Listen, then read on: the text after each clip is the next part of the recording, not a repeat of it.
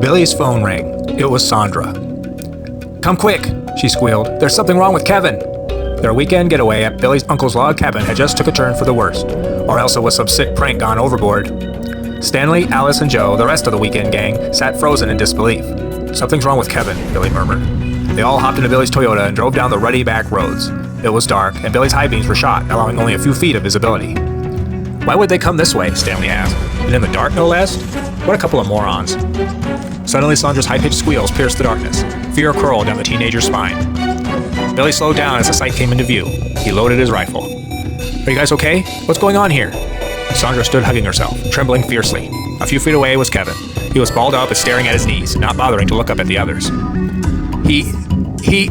Sandra's voice trembled. Alice went over for an embrace. "His arms... He was scratched." "What do you mean, scratched?" Billy asked. "Scratched by what?" "The werecat," she blurted out. Joe rolled his eyes. "I'm sure it was something else. There's no such thing as..." Kevin stood up slowly, eyeballing everyone. "You better run."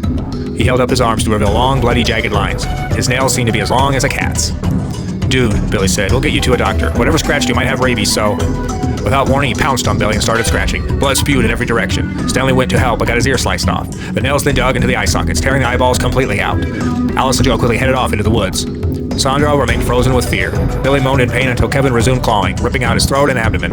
The intestines flew out and Sandra might have seen the heart, but nothing was registering. Kevin moved toward his girlfriend. She tried begging, but he was beyond reasoning. Covering her face, he made quick slashes across her chest. Blood splurted over his face. He then slashed her belly until she collapsed. He then went back to Billy and then Stanley before running off into the dense forest. Several hours later, the police arrived at the scene. Two teens had stumbled into their station to report a crazed lunatic clawing people to death. Alistair Buntley wasn't believing it, but as he approached the gruesome scene, he about hurled. He took out his phone and dialed for backup. "Johnson, you better come look at this. We have a problem."